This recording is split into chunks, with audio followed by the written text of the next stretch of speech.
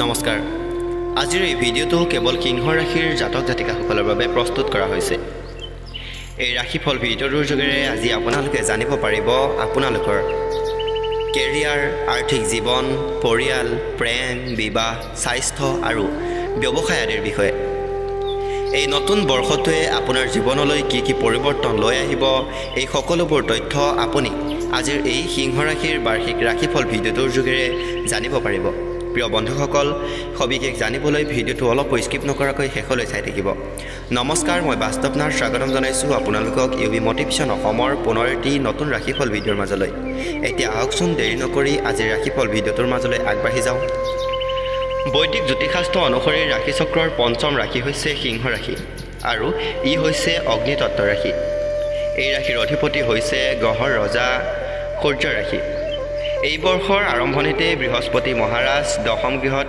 স্থিত হ'ব আৰু মে মাহৰ 2025ৰ পৰা বৃহস্পতি দেৱতা আপোনাৰ একাদশ গৃহত প্ৰৱেশ কৰিব ই আপোনাক কৰ্মত ভাল ফল প্ৰদান কৰিব আনহাতে ৰাহু আপোনাৰ সপ্তম গৃহত স্থিত হ'ব আনহাতে কেতু আপোনাৰ প্ৰথম গৃহত স্থিত হ'ব এই দুয়োটা গ্ৰহৰ স্থিতিক ভাল বুলি ক'ব পৰা নাযায় আৰু এনে পৰিস্থিতিত এই বৰ্ষ জুৰি আপুনি নেতিবাচক ফল প্ৰদান কৰিব আনহাতে সিংহ বাৰ্ষিক ৰাশিৰ 2025 অনুসৰি বৰ্ষ 2025ত মাৰ্চ মাহৰ পৰ্যন্ত শনি দেৱতা আপোনাৰ ষষ্ঠ আৰু সপ্তম গৃহৰ স্বামী হিচাপে সপ্তম গৃহত উপস্থিত হ'ব কিন্তু এপ্ৰিল মাহৰ পৰা ই আপোনাৰ অষ্টম গৃহত পৰিবহন কৰিব ইয়াৰ বিপৰীতে বৃহস্পতি গ্ৰহ মেৰ পৰা পঞ্চম আৰু অষ্টম গৃহৰ স্বামী হিচাপে আপোনাৰ একাদশ গৃহত উপস্থিত হ'ব এনে পৰিস্থিতিত বৃহস্পতি দেৱতাৰ স্থিতিক আপোনাৰ বাবে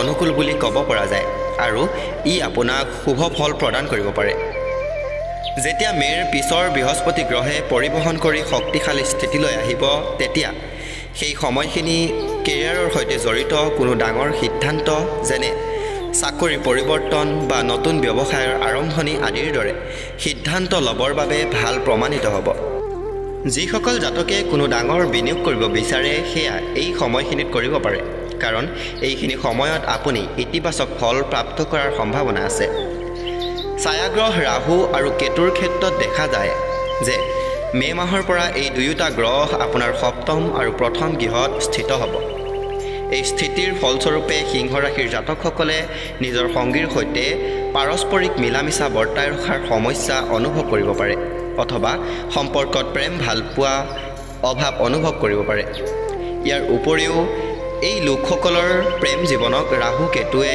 নেতিবাচকভাৱে প্ৰভাৱিত কৰিব পাৰে ইয়াৰ উপৰিও আপোনালোক দুয়োৰে মাজত অহংকাৰৰ লগত জড়িত সমস্যা উৎপন্ন হ'ব পাৰে প্ৰিয় জাতক জাতিকাসকল এতিয়া আহক আমি আগবাঢ়ি যাওঁ আৰু সিংহ ৰাশিৰ 2025 প্ৰবন্ধটোৰ মাধ্যমেৰে সিংহ ৰাশিৰ জাতকসকলৰ বাবে 2025 বৰ্ষত কেনেধৰণৰ পৰিৱৰ্তন লৈ আহিব সেই বিষয়ে জানো সিংহ ৰাশিৰ জাতকসকলৰ বাবে বাৰ্ষিক ৰাশিফল প্ৰথমতে আমি কেৰিয়াৰৰ বিষয়ে ক'ম সিংহ ৰাশিফলৰ 2025 অনুসৰি বৰ্ষ 2025ত সিংহ ৰাশিৰ জাতকসকলে চাকৰি সন্দৰ্ভত মধ্যমীয়া ফল লাভ কৰিব কাৰণ মাৰ্চ মাহৰ পিছত শনি গ্ৰহ আপোনাৰ অষ্টম গৃহত স্থিত হ'ব এই গ্ৰহৰ বিৰাজমান শনি দেৱতাই আপোনাৰ চাকৰিত বাধা আৰু সমস্যাৰ সৃষ্টি কৰিব পাৰে যিসকল জাতকৰ নিজা ব্যৱসায় আছে আৰু কোনো নতুন ব্যৱসায় আৰম্ভ কৰাৰ কথা ভাবি আছে তেওঁলোকৰ বাবে বৰ্ষটোৰ বিশেষ ভাল বুলি ক'ব পৰা নাযায়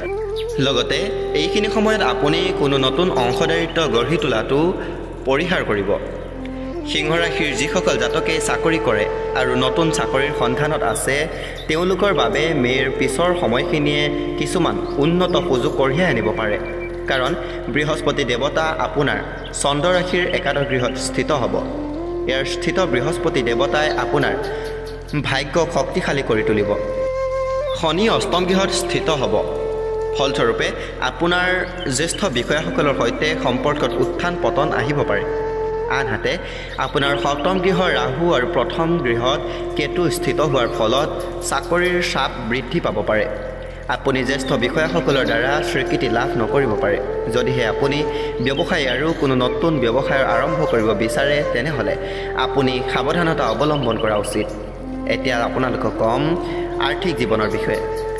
সিংহ ৰাশিৰ ৰাশিফল অনুসৰি 2025 প্ৰকাশ কৰিছে যে সিংহ ৰাশিৰ জাতক জাতিকাসকলৰ আৰ্থিক জীৱনত মধ্যমীয়া ফল প্ৰাপ্ত কৰিব।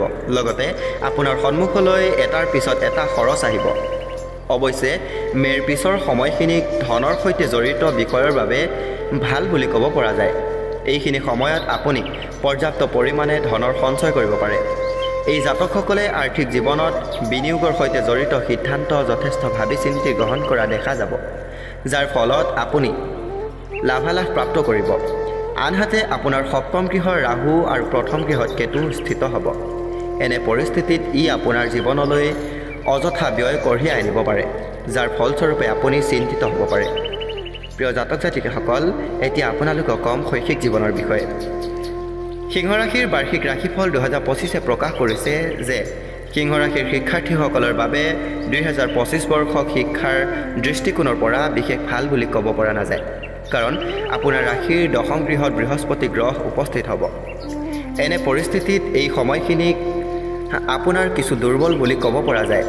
অৱশ্যে মেৰ পিছত বৃহস্পতি দেৱতাই পৰিবহন কৰি একাদশ গৃহত প্ৰৱেশ কৰিব, যি শিক্ষাৰ ক্ষেত্ৰত উন্নতি কঢ়িয়াই আনিব। এনে পৰিস্থিতিত আপুনি অধ্যয়নত সফলতা লাভ কৰাৰ সম্ভাৱনা আছে। এই বৰ্ষত মাৰ্চ মাহৰ 2025 পৰা আপোনাৰ ৰাশিৰ অষ্টম গৃহত শনি দেৱতা বিৰাজমান হ'ব। ইয়াৰ ফলস্বৰূপে আপুনি শিক্ষাৰ ক্ষেত্ৰত উত্থান পতনৰ সন্মুখীন হ'ব পাৰে। পঢ়া শুনাৰ পৰা আপোনাৰ মনোযোগ ভংগ হ'ব পাৰে। ছায়াগ্ৰহ হিচাপে ৰাহু কেতুৱে আপোনাৰ শিক্ষাক প্ৰভাৱিত কৰিব পাৰে আৰু এনে পৰিস্থিতিত অধ্যয়নত আপোনাৰ বিকাশৰ গতি মন্থৰ হ'ব পাৰে। ইয়াৰ প্ৰভাৱ আপোনাৰ প্ৰদৰ্শনৰ ওপৰত পৰিব পাৰে। অৱশ্যে এই সময়খিনিত বৃহস্পতি গ্ৰহে আপোনাক সহায় কৰিব। এইবাৰ আপোনালোকক কম পাৰিবাৰিক জীৱনৰ বিষয়ে। সিংহ ৰাশিৰ বাৰ্ষিক ৰাশিফলে প্ৰকাশ কৰিছে যে 2025 বৰ্ষত মে মাহৰ পিছত সিংহ ৰাশিৰ জাতকসকলে পাৰিবাৰিক জীৱনত ভাল ফল প্ৰাপ্ত কৰিব। এইখিনি সময়ত আপুনি পৰিয়ালৰ সৈতে সময় কটাব আৰু তেওঁলোকৰ সৈতে আপুনি ক'ৰবাত বাহিৰলৈ ফুৰিবলৈ যাব পাৰে। এনে পৰিস্থিতিত আপুনি এইখিনি সময়ত আনন্দ উপভোগ কৰা দেখা যাব। এয়া সেয়েহে সম্ভৱ হ'ব কাৰণ মেৰ পিছত বৃহস্পতি গ্ৰহৰ স্থিত শুভ হ'ব। এই সময়খিনিত আনন্দ উপভোগ কৰাৰ লগতে আপুনি নিজৰ জীৱন উচ্চ মূল্যবোধ স্থাপিত কৰিবলৈ সক্ষম হ'ব। ইয়াৰ উপৰিও সিংহ বাৰ্ষিক ৰাশিফল 2025 অনুসৰি ৰাহু প্ৰথম গৃহত আৰু কেতু সপ্তম গৃহত উপস্থিত হৈ ঘৰ পৰিয়ালত প্ৰেম আৰু সৌন্দৰ্যৰ হ্ৰাস পাব পাৰে। লগতে ইয়াৰ প্ৰভাৱ পৰিয়ালৰ সদস্যসকলৰ সৈতে সম্পৰ্কত পৰিব পাৰে। অৱশ্যে মেৰ হ'বলগীয়া বৃহস্পতি গ্ৰহৰ পৰিবহণ আপোনাৰ বাবে ভাল হ'ব আৰু এনে পৰিস্থিতিত পৰিয়ালৰ সুখ আনন্দ বৃদ্ধি হোৱাৰ যোগ আছে। এইবাৰ আপোনালোকক কম প্ৰেম আৰু বৈবাহিক জীৱনৰ বিষয়ে।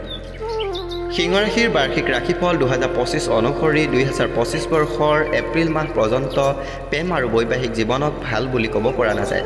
কিন্তু মেৰ পিছৰ সময়খিনিয়ে আপোনাৰ প্ৰেম আৰু বৈবাহিক জীৱনৰ বাবে শুভ ফল কঢ়িয়াই আনিব। যদিহে আপুনি কাৰোবাক ভাল পায় তেনেহ'লে এই সময়খিনিয়ে আপোনাৰ সফলতা প্ৰদান কৰিব। আনহাতে যিসকল জাতকে বিবাহ পাশত আবদ্ধ হোৱাৰ কথা ভাবি আছে তেওঁলোকৰ বাবে মেৰ পিছৰ সময়খিনি ভাল হ'ব। ইয়াৰ বিপৰীতে শনি দেৱতা অষ্টম গৃহত স্থিত হৈ জীৱনসংগীৰ সৈতে আপোনাৰ সম্পৰ্কত পৰীক্ষা ল'ব। এনে পৰিস্থিতিত আপোনাৰ সংগীৰ সৈতে যুক্তি তৰ্ক বা বিবাদ হ'ব পাৰে। এনেদৰে আপোনাৰ ৰাশিৰ প্ৰথম গৃহত ৰাহু আৰু সপ্তম গৃহত কেতুৰ স্থিতিয়ে আপোনাৰ সমস্যা বৃদ্ধি কৰিব পাৰে। ইয়াৰ ফলস্বৰূপে আপুনি জীৱনসংগীৰ সৈতে সম্পৰ্কত আৱেগিক উত্থান পতনৰ সন্মুখীন হ'ব পাৰে, যি মতভেদৰ কাৰক হৈ পৰিব পাৰে। এনে পৰিস্থিতিত এই জাতকসকলৰ সম্পৰ্কত মধুৰতা বৰ্তাই ৰাখিবৰ বাবে ধৈৰ্য ধৰিব লাগিব। শুক্ৰ দেৱতাক প্ৰেম আৰু বিবাহৰ কাৰক গ্ৰহ বুলি কোৱা হয়, যি সিংহ ৰাশিফল 2025 অনুসৰি 29 জুনৰ পৰা 26 জুলাই আৰু 2 নৱেম্বৰৰ পৰা 26 নৱেম্বৰ পৰ্যন্ত সময়ছোৱাত আপোনাৰ বাবে ফলদায়ক হ'ব। লগতে ই আপোনাক প্ৰেম আৰু শিক্ষাৰ ক্ষেত্ৰত শুভ ফল প্ৰদান কৰিব। এইবাৰ আপোনালোকক কম সিংহ ৰাশিৰ জাতক জাতিসকলৰ স্বাস্থ্যৰ বিষয়ে। সিংহ ৰাশিৰ ৰাশিফল 2025 অনুসৰি সিংহ ৰাশিৰ জাতকসকলৰ ভৰিৰ বিষ হ'ব পাৰে, যাৰ ফলত শনি গ্ৰহ অষ্টম গৃহত স্থিত হ'ব। এই বৰ্ষত ৰাহু সপ্তম আৰু কেতু প্ৰথম গৃহত বিৰাজমান হ'ব, যি আপোনাৰ স্বাস্থ্যজনিত সমস্যা প্ৰদান কৰিব পাৰে। সপ্তম গৃহত শনি দেৱতাৰ উপস্থিতিক অনুকূল বুলি ক'ব পৰা যায়, কাৰণ ই আপোনাৰ ৰোগ প্ৰতিৰোধক ক্ষমতা দুৰ্বল কৰি তুলিব পাৰে। এনে পৰিস্থিতিত আপুনি চাপৰ সন্মুখীন হ'ব পাৰে।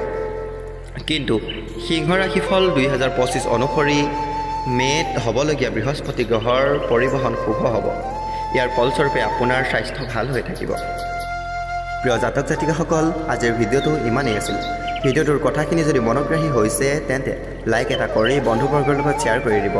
লগতে এনেধৰণৰ ৰাশিফল ভিডিঅ'সমূহ আগলৈ পাই থাকিবৰ বাবে আমাৰ চেনেলটি ছাবস্ক্ৰাইব কৰি কাষতে থকা বেল আইকনটি প্ৰেছ কৰি দিবলৈ একেবাৰে নাপাহৰিব।